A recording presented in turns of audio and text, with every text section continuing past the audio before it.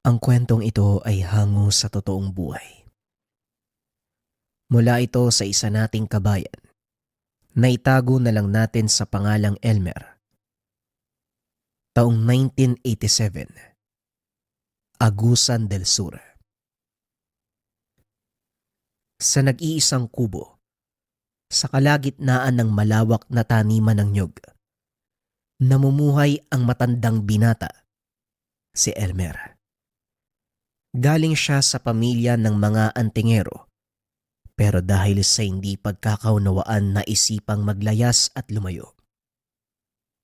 Magmula noon, tahimik siyang nanirahan kasama ang tangan na nagsisilbing gabay at proteksyon sa araw-araw laban sa banta ng paligid. Iilan lamang ang nakakakilala sa kanya at bawat isa sa mga ito masasabing hindi siya basta-basta. Minsan na ng binansagang bato dahil sa matigas na tindig at kamao. Sa katunayan, ito ang madalas na itawag sa kanya kaysa sa tunay na pangalan. Ilang taon din ang lumipas magmula ng naglayas. Meron siyang nakasalubong na isang batang aswang. Hindi niya pinatay dahil hindi ito umaatake. Nakatitig lamang ang mga matang nangungusap. Hinayaan, nilampasan sa daanan, pero laking gulat nang makita sa tahanan. Nauna pa itong makarating kumpara sa kanya. Itinaboy, pero ayaw umalis. Hanggang sa napilitan siyang kupkupin at alagaan na parang anak. Wala namang naging problema dahil magkasundo sa maraming bagay.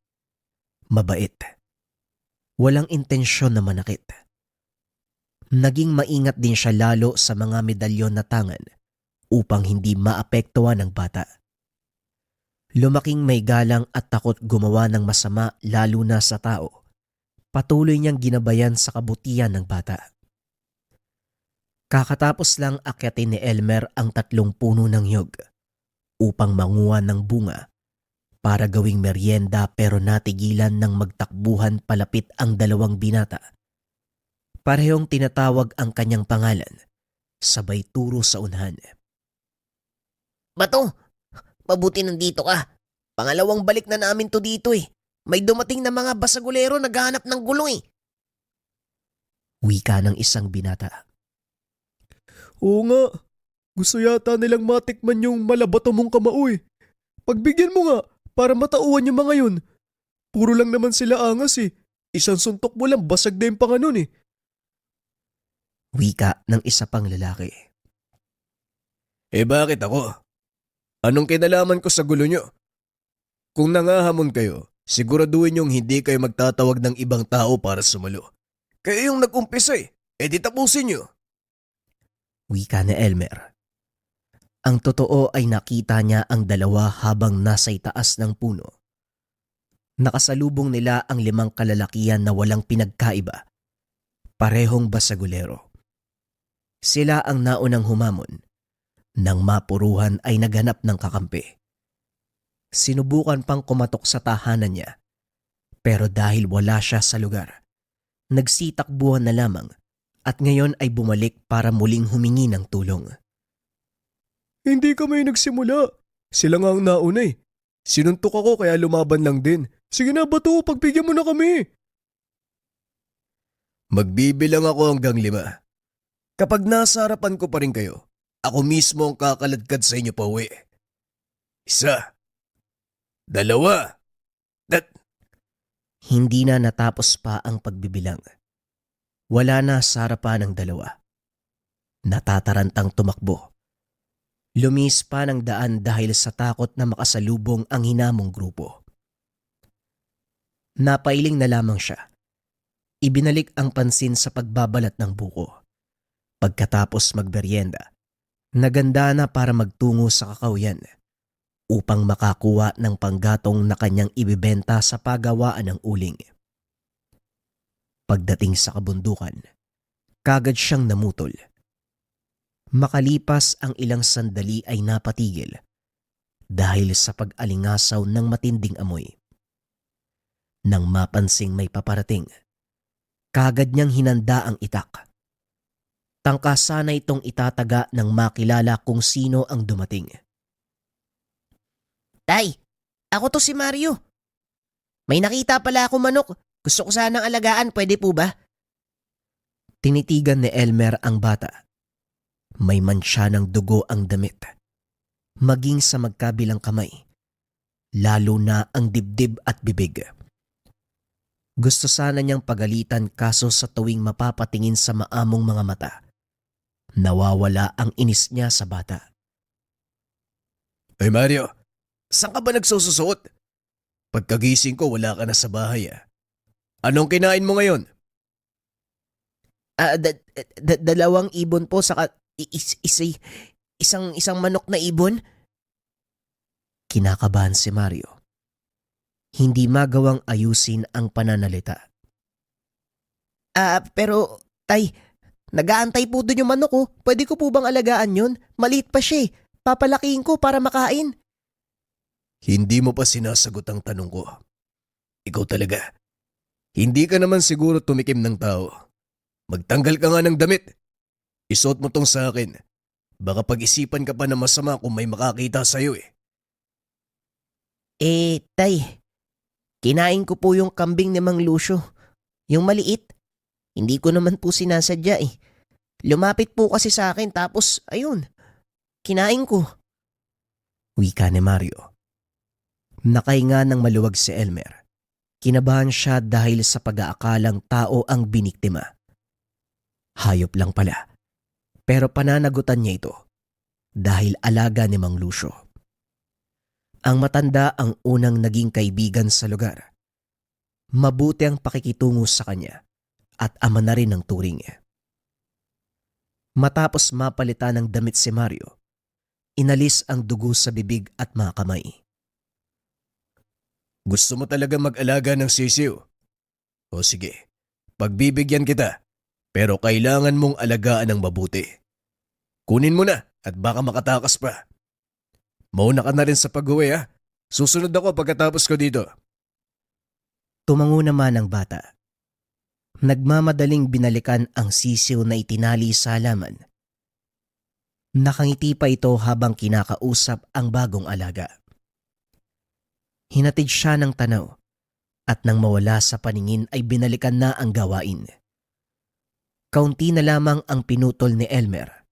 Matapos nun ay umuwi na siya ng tahanan. Pagkarating sa bahay, una niyang hinanap si Mario. Nasa likuran ng tahanan, tuwang-tuwa habang nilalaro ang sisiw. Hindi na lang din tinawag dahil naaaliw ang bata.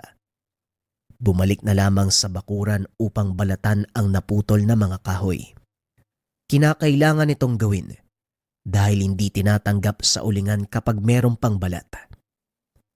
Sa kalagitnaan, napabuntong hininga nang makita ang mga tauhan ni Barag. Kagad niyang tinawag si Mario at sinabihang magtago. Uy Elmer, ang dami mong nakuhang kahoy ah. Namumutol ka na naman sa lupay ni Barag. Pinagsabihan ka na namin noon ah. Bawal ka nang manguha. Malapit mo nang maubos yung puno dun eh. Pero ang tigas talaga ng mukha mo ah. Alam mo na siguro kung anong pinunta namin dito. Hoy Lina, pakisabi sa amo mo, bawas-bawasan yung ugali niya na pagiging maangkin. Walang kahit sinong nagmamay-ari ng kabundukan. Ubusin ko man ang lahat ng puno dun. Wala siyang pakialam dahil hindi naman sa kanya yon. At saka, alam mo naman siguro na wala kayong laban sa akin, hindi ba? Umatras ang mga ito nang patunugin ang mga buto sa daliri. Sa tingin mo ba masisindak mo kami sa ganyan? Elmer, marami kami, mag-isa ka lang. Anong laban mo sa dami namin? Mag-isa lang ako at mag-isa ka lang din.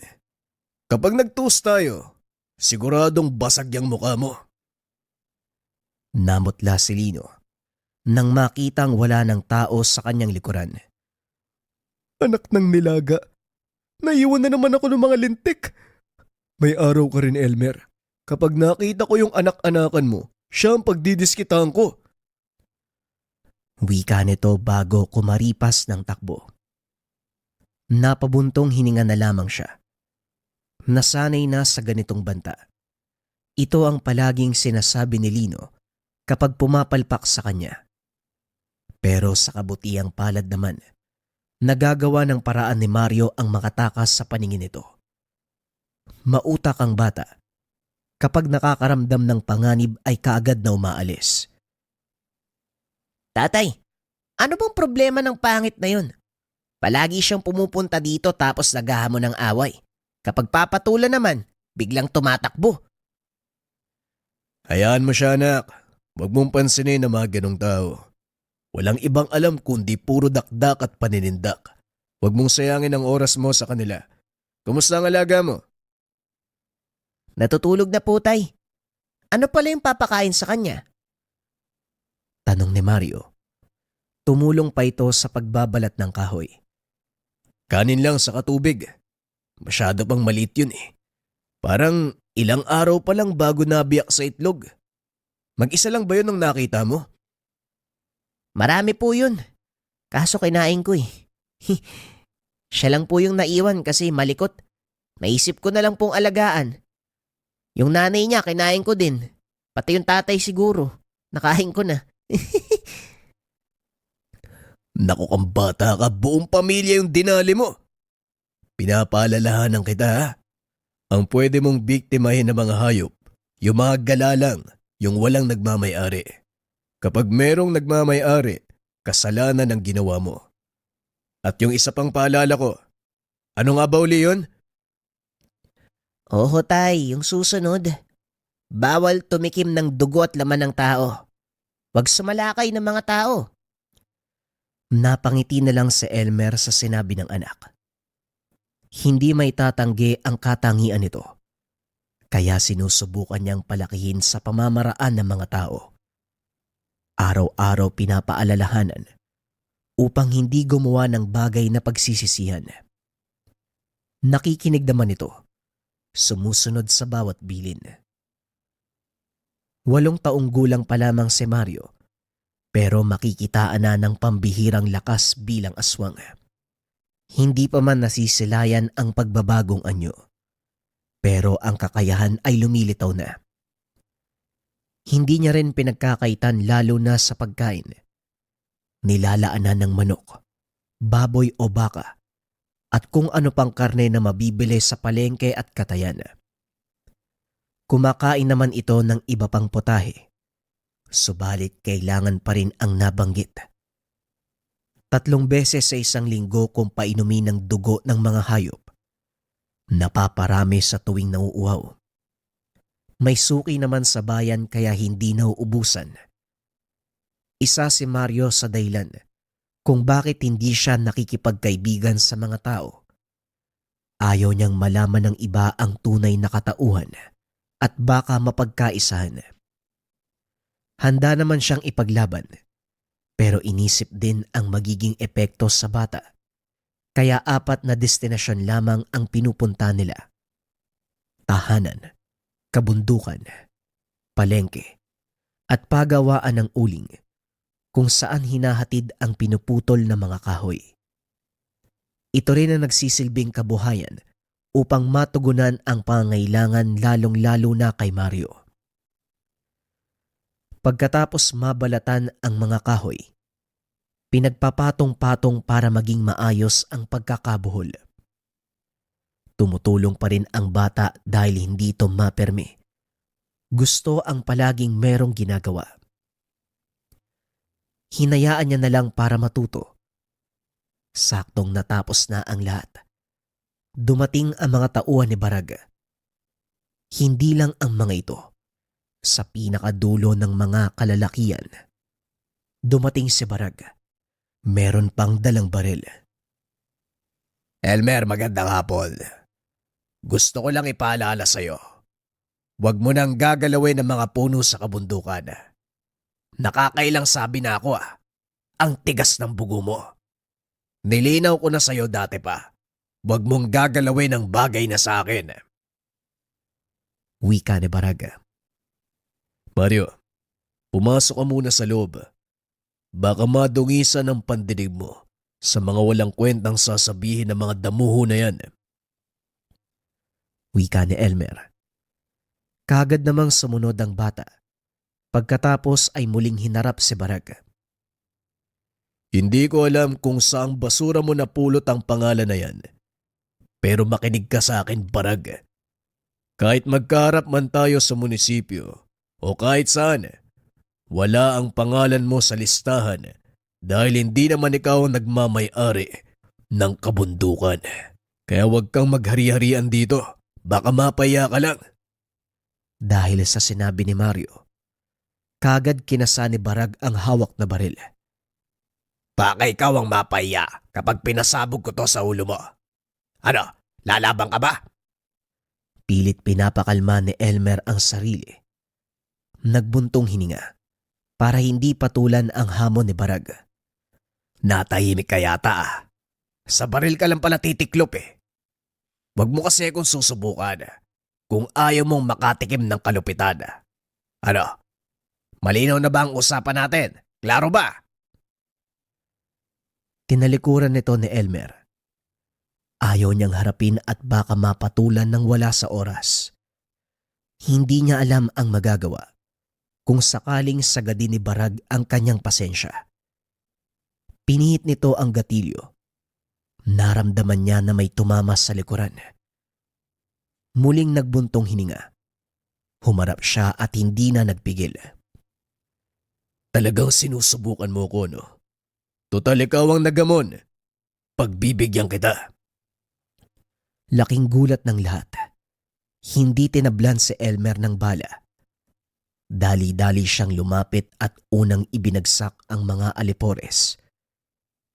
Nanlaki ang mga mata nito. Walang kahirap-hirap na pinapabagsak ni Elmer ang lahat. Si Barag na lamang ang natira. Sunod-sunod na putok ng baril ang pinakawalan. Patuloy na hindi tinatablan si Elmer. Dahil dito mas lalong nagulat si Barag. Nataranta ng maubusan ng bala. Ano ka?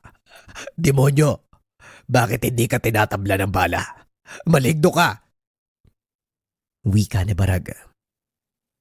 Hindi ko na kailangan sagutin ang mga katanungan mo. Bibilangan kita hanggang 5. Kapag nandito ka pa, hindi ka na makakauwi ng buhay. Maligno! Maligno! Engkanto! Wika nito habang tumatakbo. Sumunod na rin ang mga alipores sa kanya. Natawa na lang si Elmer sa naging asal ng mga ito. Ayaw sana niyang makasakit, pero bumigay na sa kanilang pangulit. Pagsapit ng gabi, abala si Elmer sa pag-aayos ng mga nakabuhol na kahoy. Inihahanda niya ito para kung sakaling merong kukuha ay dire-diretso na.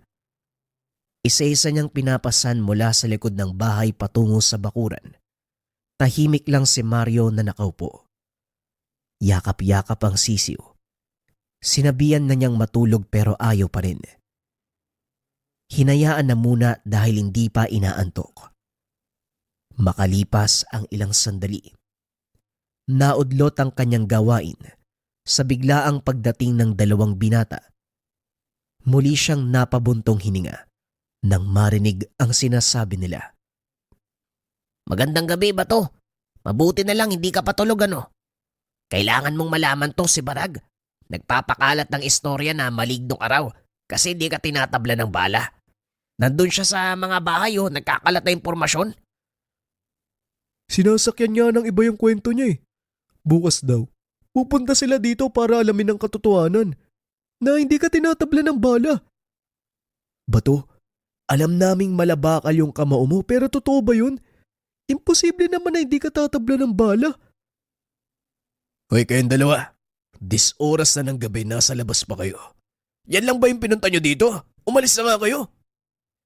Bato, babaliwalain mo lang ba yung sinabi ko? Pupuntahan ka nila bukas. Natatakot kami. Ayaw mo sa maraming tao, di ba? Seryoso pa naman sila. Susubukan ka nila. Salamat sa pagpapaalala. Wala kayong dapat ipag-alala. Kaya ko silang harapin. Ako nang bahala sa mangyayari. Nangulit pa ang dalawa. Pero nagsimula na siyang magbilang, kaya tumakbo na ang mga ito. Nagmadali na si Elmer sa paghakot ng kahoy upang makapagpahinga at makaiwas sa mga taong paparating. Ang sabi bukas pa. Pero nandito na ang mga ulupong. Sana pala, pinatahimik ko na ang hayop. Wika ni Elmer, habang sinisilip ang ilang kababaryo na nasa harapan ng bahay. Naroon din si Barag, maging ang mga alipores. Napapangiwi pa sa sakit na dulot ng ginawa niya kanina. Ilang ulit silang tumawag, kumatok sa pintuan, pero wala siyang balak na sumagot. Nakatayo lang siya sa harapan ng bintana, habang si Mario naman nananahimik lang sa sulok. Dahil hindi siya sumasagot, ang mga nakailerang kahoy ang binalingan. Unti-unting namuo ang galit ni Elmer dahil maayos na sana ang pagkakapwesto nito. Tayang sama nila. Gusto mo po bang pakitaan ko yan? Tatakutin ko po para umalis na. Ginugulo tayo eh. Wika ni Mario. Kagad siyang umiling bilang sagot. Hinayaan lamang niya ang mga tao na sirain ang bakuran. Tinanggalan ng tali ang mga kahoy. Sinira pa ang iilang bahagi ng bakod. Wala naman pala yung lalaking yan eh. Sabi mo hindi tinatabla ng bala. Bakit tayo magpakita? Duwag yata yan eh. Siguradong nandyan yan sa loob. Baka naduwag nga. Sige lang Elmer, magtago ka. Diyan ka naman magaling eh. Hindi tinatabla ng bala. Takot naman humarap sa maraming tao. Umuwi na tayo. Nagsasayang lang tayo ng oras. Tiklop naman palang isang yan eh. Masama lang ang tingin ni Elmer sa kanila. Naririndi siya sa malalakas na tawanan. Kung hindi lang niya pinoprotektahan si Mario, malamang pinatulan niya ang mga ito. Sige na Mario anak, matulog na tayo. Huwag mo nang pansinin ang mga nangyari ngayon. Sadyang gusto lang nila mambulabog. Kaya po ba ayaw niyong makipagkaibigan sa kanila? Ako rin po ayaw ko silang kaibigan. Mga masamang tao. Wika ni Mario. Ngumiti na lamang si Elmer. Tinabihan sa pagtulog ang anak-anakan. Kinabukasan, maaga siyang bumangon para ayusin ang mga kahoy. Panay na lamang ang kanyang pag-iling sa nangyari. Pagkatapos pumasok na siya ng tahanan para makapag-agahan. Una niyang hinanda ang pagkain ni Mario. Karne at dugo ng baboy. Sa sandaling maamoy ito ng bata, kaagad siyang lumalapit sa mesa. Nakangiti pa habang pinapanood siyang hinihiwa ang karne. Nakatulog ka ba ng maayos? Nga pala, ubusin mo to ngayon ha. Dahil mamaya pupunta tayo ng palengke. Sana naman malaki yung kitain natin para makabili tayo ng kakailanganin. Sige na, kumain ka na. Ihintayin ko lang kumulo yung tubig. Magkakape ako. Iniwan niya sa lamesa ang bata. Nagtungo sa lutuan upang maasikaso ang pag-iinit ng tubig. Bago pa man ito kumulo, napalingon siya nang marinig ang boses ni Mang Lucio. Kagad pang nagtago si Mario dahil naisip ang ginawa sa alaga nitong kambing. Magandang umaga po, Mang Lucio. Napasadya kayo ng ganito kaaga. Ano pong sa atin? Magandang umaga rin, Elmer. Marami kasi yung naibigay na mais sa akin eh. Kaya dinala ko dito para hindi masayang. Pwede mong ilaga, pwede mong ihawin. Matamis pa naman yan. Si Mario pala nasaan? Nasa loob po kumakain. May ginawa po siya sa kambing niyo kahapon. Pasensya na ho kayo, Mang Lucio ah. Kapag naibenta ko yung mga kahoy, babayaran po kita. Magkano ho pala? Nako, alam ko na ang ginawa ni Mario sa kambing ko. Ang totoo niyan, kakapanganak lang nun eh. Inaantay ko na lang na mawalan ng hininga para mailibing.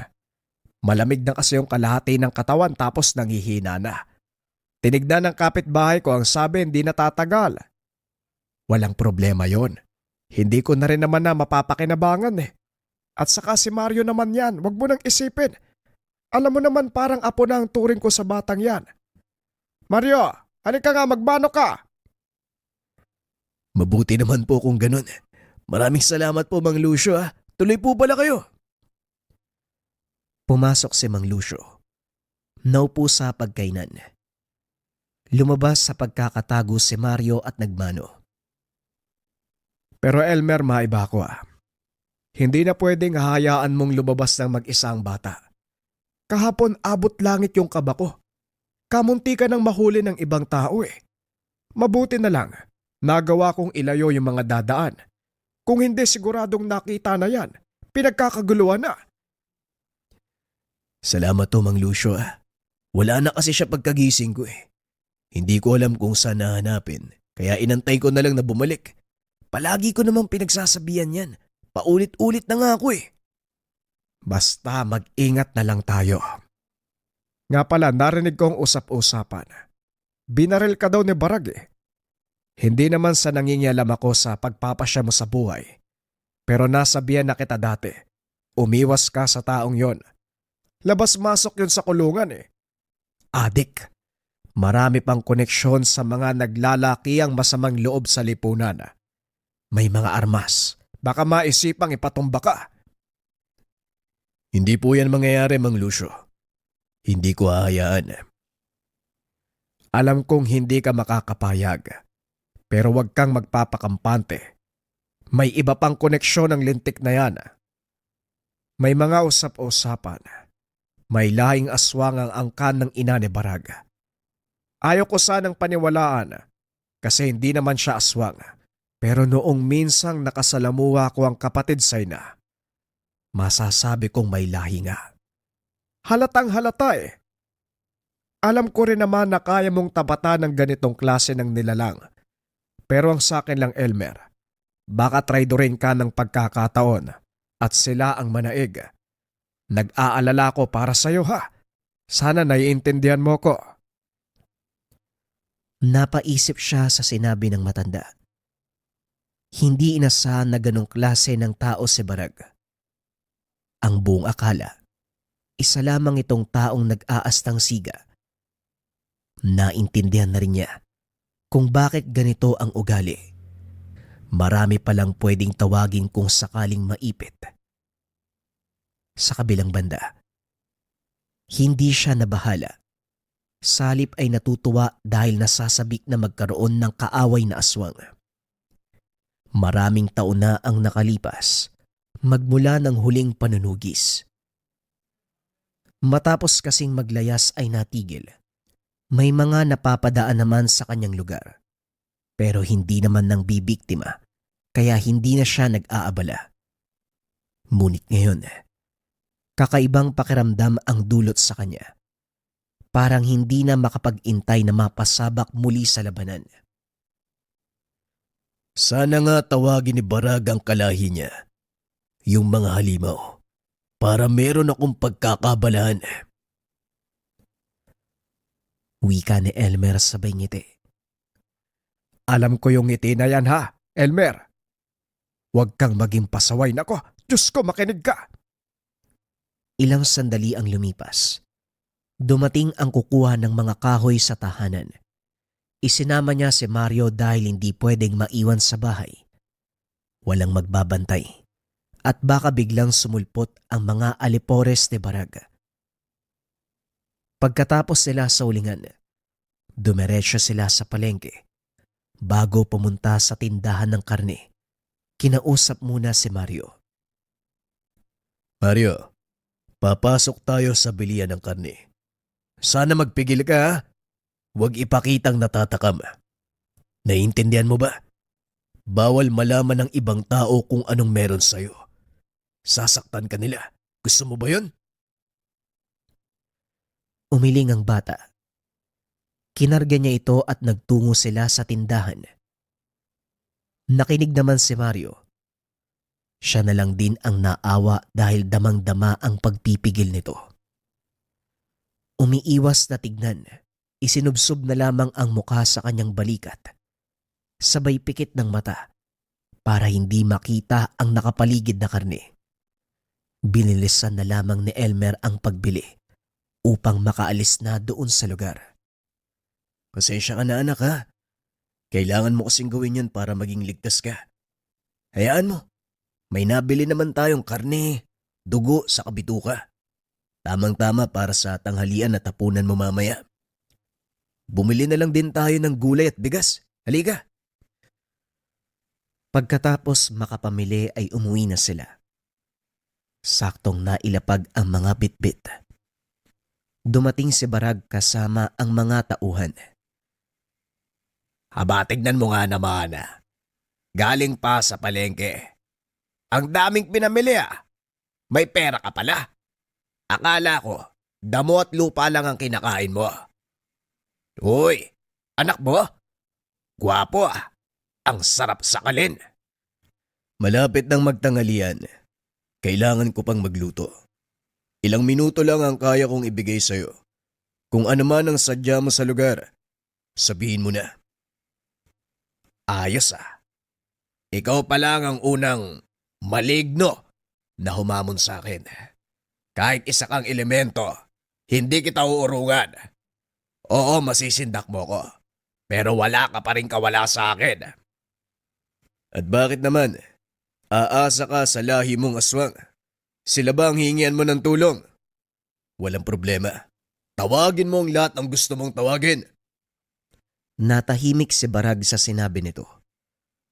Hindi niya inaasahan na malalaman ang kanyang lihim. Nanlisik ang mga mata. Maging ang mga tauhan ay nagulat sa narinig. May lahi ka palang aswang, Barag. Ikaw pala yung halimaw dito eh, hindi si Elmer. Manahimik ka! Hoy Elmer, paano mong nalaman ang tungkol sa angkan ko? Sino ka ba talaga? Ito na ang huling babala na ibibigay ko sa'yo. Layuan mo kami. Wag na wag mo kaming guguluhin. Kung ayaw mong mapahamak, tantanan mo ko. Huwag kang mangyalam sa buhay namin. Makinig ka rin sa akin, Elmer. Ako yung tipo ng tao na hindi basta-basta umuurong. Hindi ko gusto ang ugali at pagkatao mo. Ayoko nalalamangan, kaya asahan mo na hindi ito ang huli nating pagkikita. Humanda ka, dahil siguradong may kalalagyan ka sa susunod. Matapos magsalita ni Barag, kusa siyang umalis sa lugar. Napakayabang. Akala yata niya masisindak ako eh. Kahit magdala ka pa ng 1,000 aswang, hindi ko kayo uurungan. Matapos ang pagharap na iyon, hindi na nagparamdam si Barag ng ilang araw. Ang buong akala ni Elmer ay natiklop na ang pagkasiga nito. Hanggang sa dumating ang araw, kasalukuyan siyang namumutol ng kahoy. Isang nilalang ang sumugod sa kanya. Masyadong mabilis ang kaganapan, pero napuruhan niya ito bago nakatakas. Hindi na nahabol dahil biglang humarang si Barag. May dalang baril at pinaputokan siya sa ulo. Ilang araw kitang tiniis, hayop ka. Ang sabi ko, huwag ka nang mamumutol ng kahoy o anumang puno dito sa lugar. Pero hindi ka nakikinig. Napakatigas ng ulo mo. Sandali lang ah. Sa kabilang bundok ako namutol. Sinunod ko ang sinabi mo kaya lumipat ako. Pero hanggang dito nakasunod ka pa rin. Ang lawak naman yata ng sakop mong lupain. Malawak talaga ang sakop ko. Hindi ka lang tinablan sa unang putok eh. Pero malaya kang pumili ng pwestong paglilibigan mo. Ang pinakaayaw ko sa lahat tinatapatan ako eh. Maayos na sana, kaso nasira nang magsalita ka. Pagkatapos silang marinig na kinakalaban mo ko, gumaya sila. Kahit sino, binabangga na ako. Napakababaw ng dahilan mo. Huwag mong isisi sa iba dahil ikaw mismo ang may gawa niyan. Masyado kang mapang-angkin. Marami kang inaalipusta. Tapos ngayong nakakuha ka ng katapat, hindi mo matanggap ang pagkatalo mo. Manahimik ka! Naririndi ako sa boses mo. Nangangati na ang kamay ko. Isang salita pa, uubusin ko ang laman ng baril ko. Sinong tinakot mo? Hindi nga ako tatablan yan. Sige, ubusin mo. Tignan natin kung anong mangyari. Hindi ko nakakalimutan ang tungkol sa katangian mo. Hindi din ako ang lalaban sa'yo. Maghintay ka. Paparating na siya. Ganun ba? Yung dumating kanina, saling kit-kit lang pala. Ay, nako, ayos ka rin ano. Ang lakas ng loob sumugod. Magsusumbong lang pala. Duwag! Sa mga sinabi ni Elmer, mas lalong nang galaiti sa galit si Barag. Gusto na sanang kalabitin ng gatilyo. Kaso nga lang, alam niya rin sa kanyang sarili na wala naman itong magagawa. Umalis na siya sa lugar. Hinayaan na lamang si Elmer. Hindi maintindihan ng ugali. Susugod pero aatras din. Bumalik na lang sa pamumutol ng kahoy si Elmer. Pagkatapos ng gawain ay umuwi na ng tahanan. Pagkarating, nagtataka dahil masyadong tahimik. Kakaiba ang pakiramdam ng dulot ng hangin. Kagad niyang tinignan si Mario. Nasa sulok ito.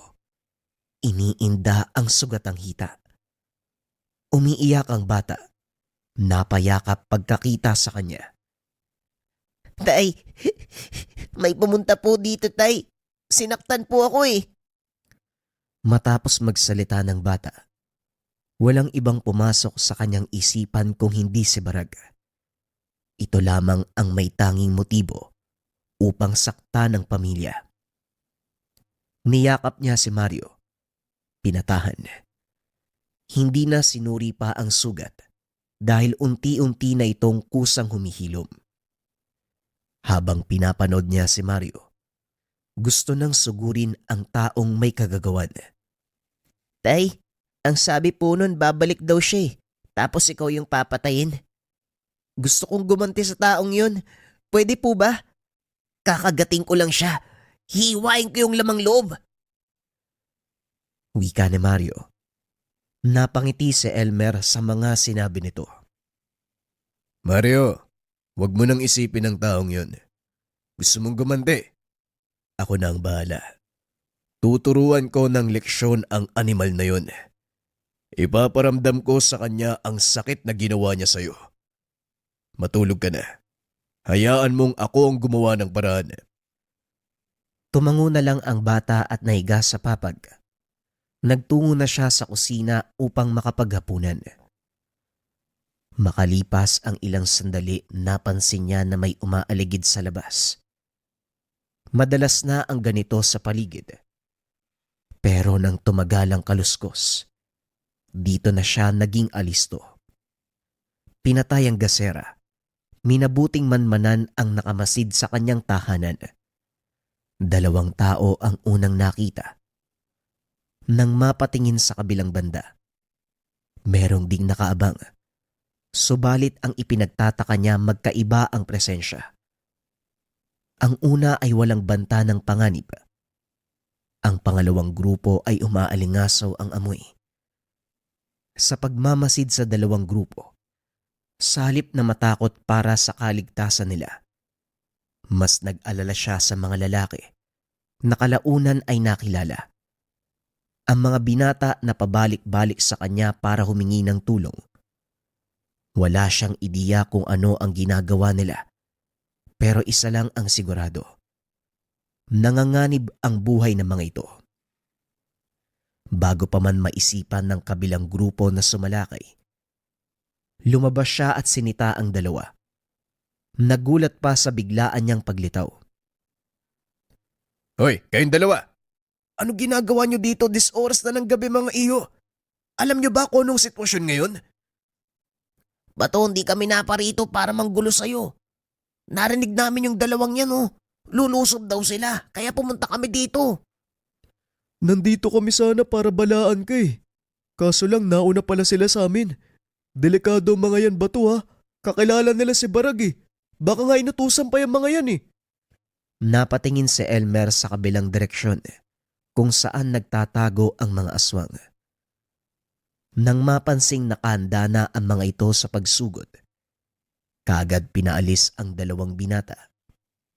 Hindi nagtagal umatake na ang mga nilalang. Nasalo kagad ni Elmer ang pag-atake ng isa. Kamuntikan siyang matusok sa mata. Bilang ganti, walang pagdadalawang isip na binalian.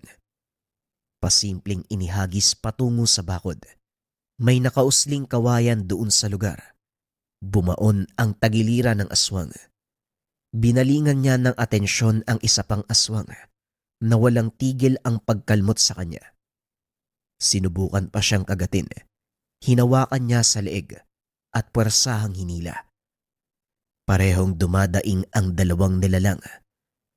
Kinuha niya na ang palakol sa silong at binalikan ng dalawa. Tatakas na sana sa pamamagitan ng pagpapalit ng anyo. Kaso nga lang, kagad niyang hinambalos. Bumulagta ang dalawang nilalang. Ay nako, si Barag bang nag-utos sa inyo? Hindi talaga nadadala yung pangit na yan, oh. Hoy, kung may kasama man kayo, yung mga nagtatago dyan, pakisabihan nga yung amo nyo, magpadala ng malakas. Hindi itong mga pipitsugi. Ang hihina nyo, hindi kayo napalaki ng maayos. Wika ni Elmer. Muli niyang hinambalos ang isa. Halos maputol na ang paa nito. Ilang sandali pa. Nagbalik sila sa anyong tao. Nakayuko lang sila at hindi makatingin ng diretsyo. Susugod-sugod kayo tapos mahihiya kayo ng ganyan. Dapat nga makapal yung mukha ninyo eh. O siya, siguro naman sapat na ang binigay kong pinsala sa katawan nyo para magtanda. Umalis na kayo bago ko pa maisipang makapatay. Swerte kayo eh. Si Barag lang ang gusto kong puruan. Sige na, alis! Wika ni Elmer. Gusto lang niyang bigyan ng parusa ang mga nilalang. Si Barag lamang ang may atraso sa kanya. Isa rin sa mga dahilan kung bakit hindi tinuluyan. Paparating na si Mang Lucio. Ayaw na may makakita ng pagpuksa niya sa mga halimaw. Pagkalapit ng matanda, pasimple siyang bumate na parang walang nangyari. Magandang gabi, Mang Lucio. Malalim na ho ang gabi ah. Ano pang pinunta nyo rito? May matutulong ba ako? Nagbuntong hininga ang matanda bago sumagot. Nagpapaiwatig na alam niya ang pangyayari. Elmer, hindi naman sa nangingialam ako ha. Pero napapadalas na yata ang alitan nyo ni Barag. Nagpapadala pa ng tauhan dito para guluhin kayo. Sinabihan na kita nung una. Iwasan mo yung taong yun. Manong Lucio, tinatapatan ko lang si Barag. Kailangan niyang maturuan ng leksyon eh. Hindi maganda ang ugali niya. Kinakamkam niya ang buong kagubatan kahit wala namang nagmamay-ari dito. Katulad mo rin siya. Namumutol ng kahoy para ibenta sa ulingan. Ang mali lang, ang ugali niyang mapang-angkin. Kaya nga iniiwasan siya ng mga tao sa atin eh.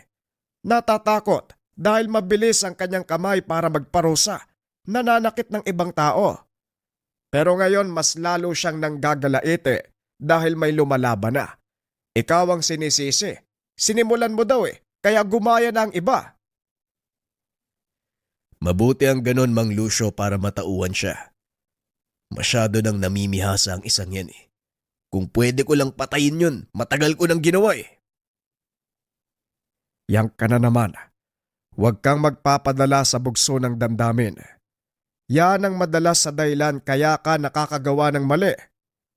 Kapala, nasaan si Mario? Yung mga binata kasi nagtungo sa bahay. Pinaliwanag sa akin ang nangyari dito. Elmer, siguraduhin mo lang talaga na hindi kayo mapapahamak. Tignan mo, may ibang tao nang nag-aalala sa inyo. Dati ako lang, ngayon nadagdagan na. Napangiti si Elmer sa sinabi nito. Pinatuloy niya ang matanda sa tahanan dahil masyado ng gabi. Akala niya, Doon na nagtatapos ang kaguluhan. Pero may dumating pa. Sa pagkakataong iyon, si Barag na mismo ang humarap sa kanya. Hoy Elmer, lumabas ka dyan. Kung sa tingin mo ikaw ang pinakamagaling. Halika, mag-toast tayong dalawa. Wika ni Barag.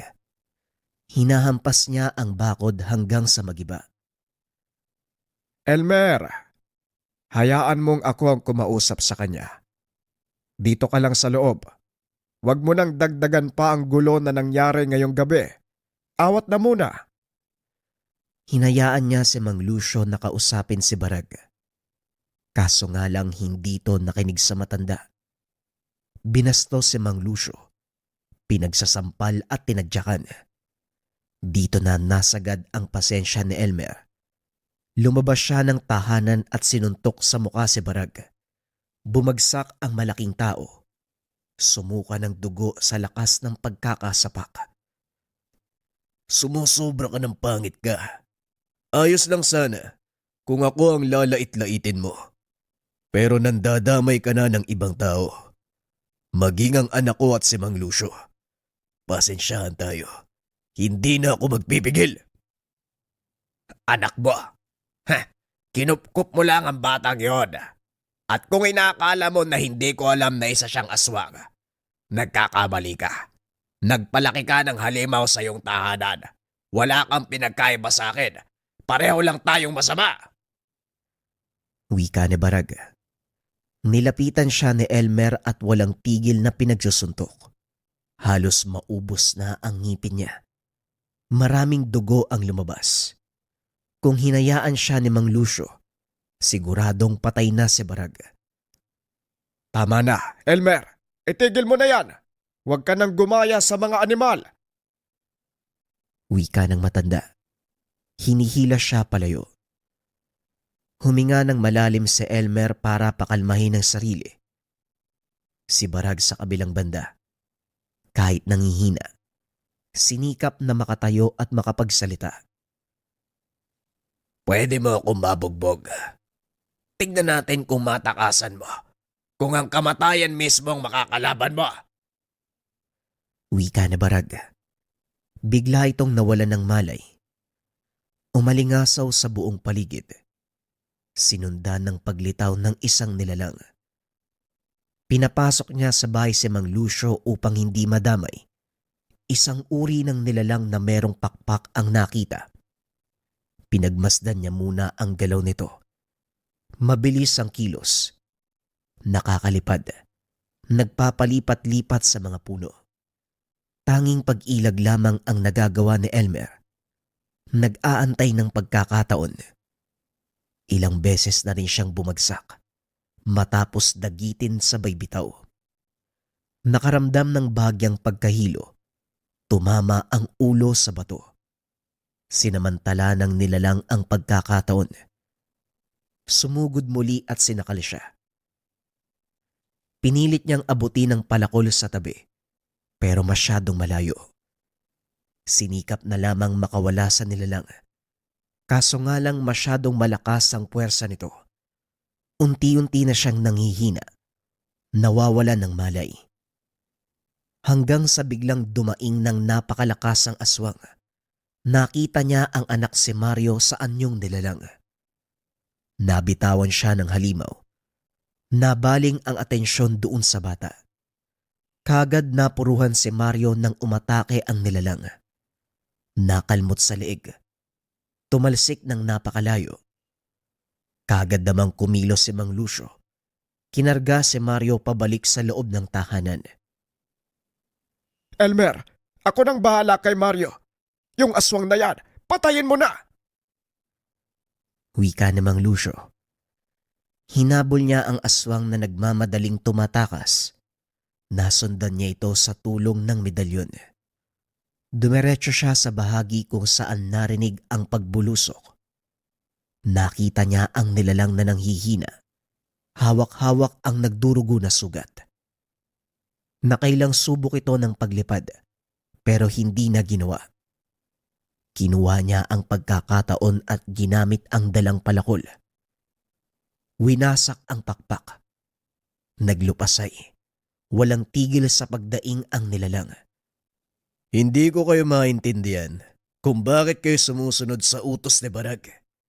Akala mo siguro, madali lang ang papatayin mo. Ngayon ikaw ang napuruan.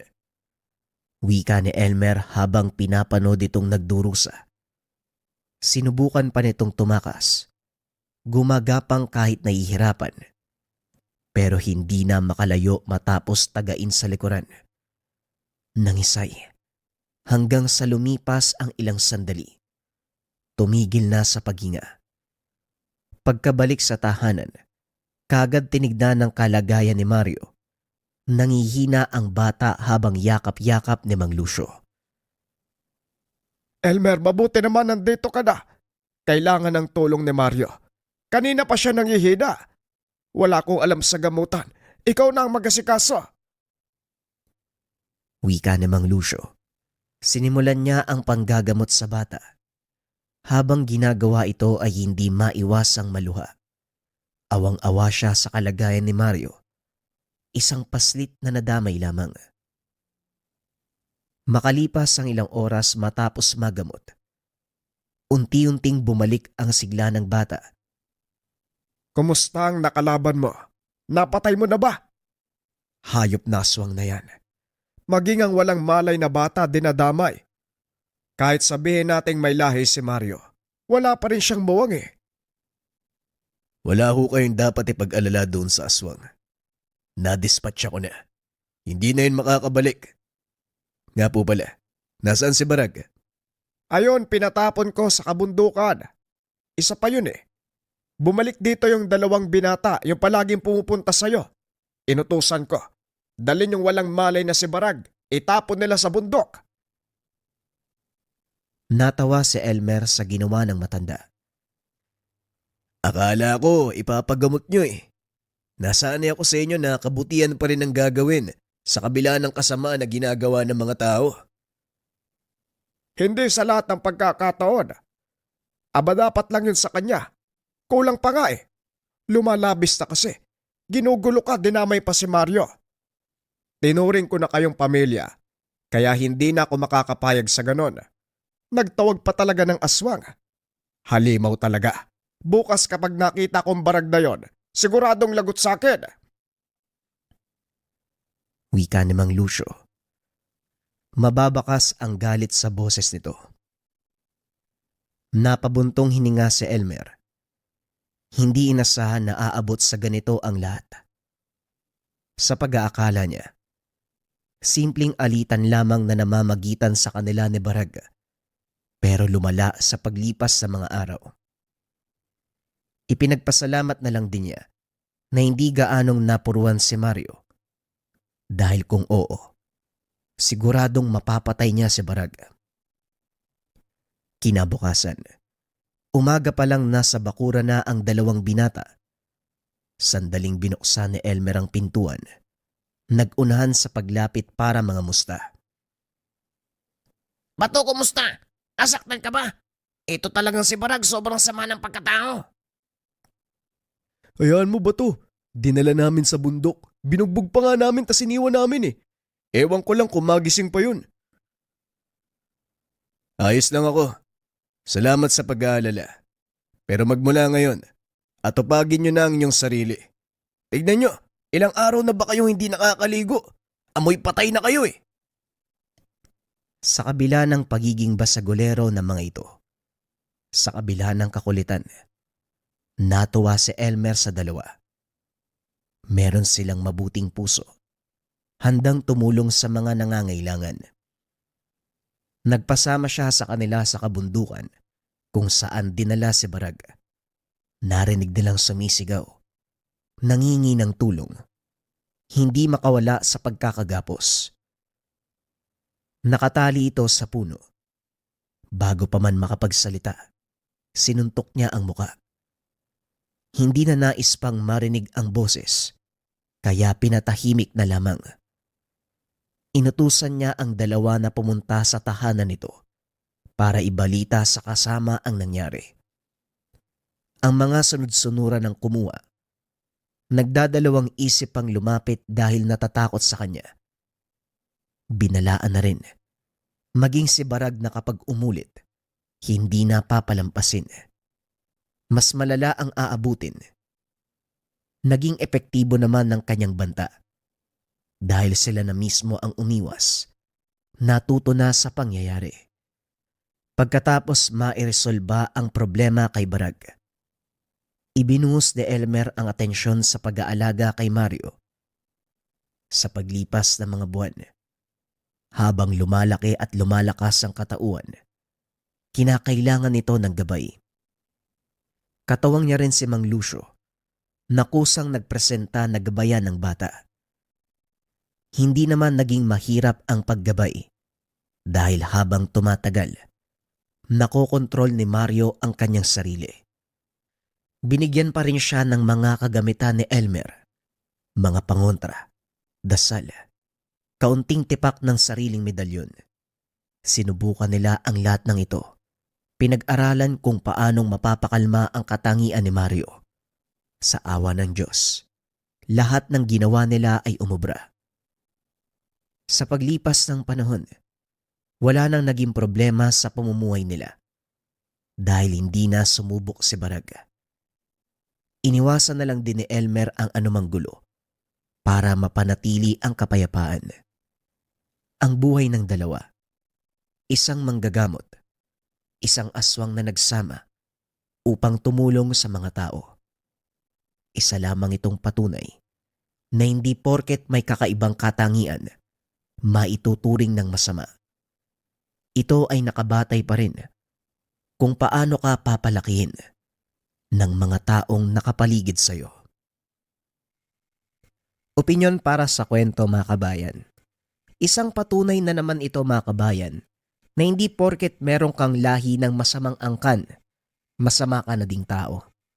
Lahat ng pag-uugali ng isang tao, nilalang, o kahit nga mga hayop, mga kabayan, nakabatay ang iyong pag-uugali kung saan kang lugar lumaki.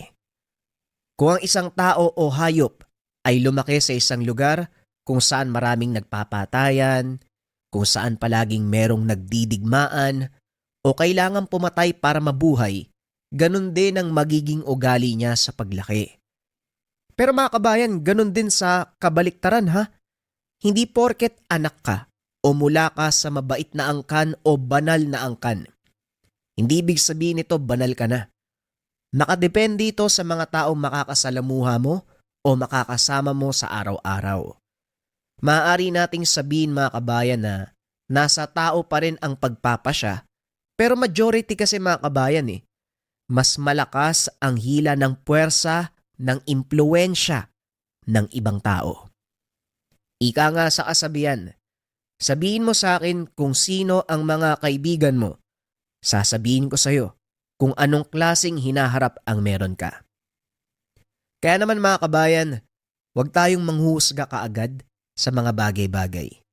Huwag tayong magbibigay kaagad ng opinyon, ugaliing mag-isip, magsaliksik, mag-aral bago tayo magbigay ng komento. At higit sa lahat, mga kabayan, huwag magpapadala sa bugso ng damdamin sa pagkilatis at pagbibigay ng pasya.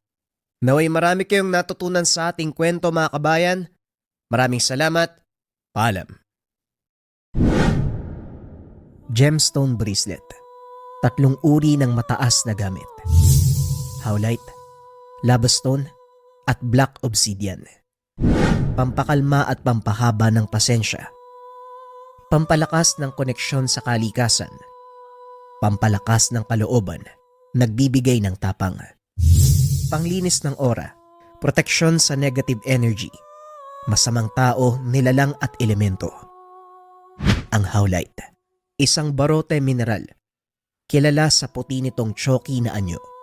May maitim na ugat na sumisimbolo sa pasensya at pag-unawa.